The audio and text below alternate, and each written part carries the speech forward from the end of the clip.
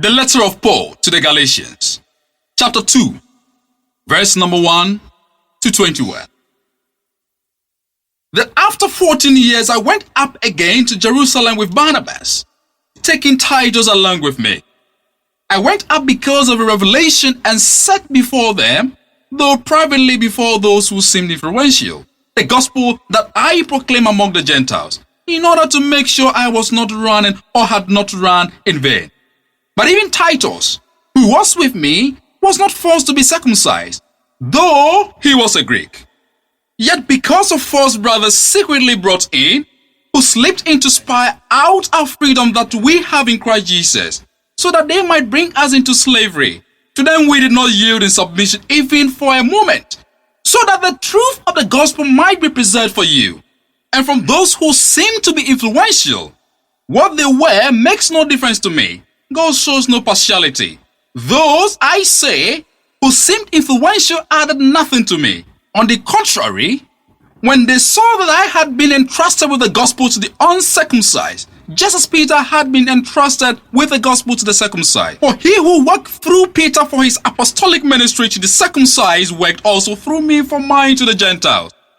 And when James and Cephas and John, who seemed to be peerless, perceived the grace that was given to me, they gave the right hand of fellowship to Barnabas and me, that we should go to the Gentiles and they to the circumcised. Only they asked us to remember the poor, the very thing I was eager to do.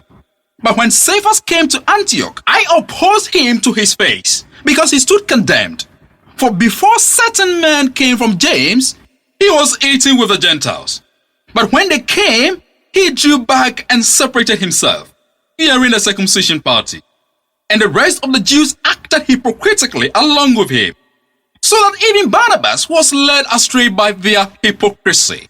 But when I saw that their conduct was not in step with the truth of the gospel, I said to Cephas before them all, if you, though a Jew, live like a Gentile and not like a Jew, how can you force the Gentiles to live like Jews? We ourselves are Jews by birth and not Gentile sinners. Yet we know that a person is not justified by works of the law, but through faith in Jesus Christ. So we also have believed in Christ Jesus in order to be justified by faith in Christ and not by works of the law. Because by works of the law, no one will be justified.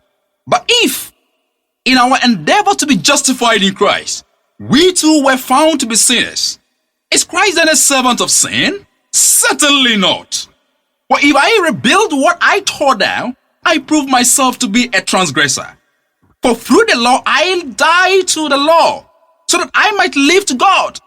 I have been crucified with Christ. It is no longer I who live, but Christ who lives in me.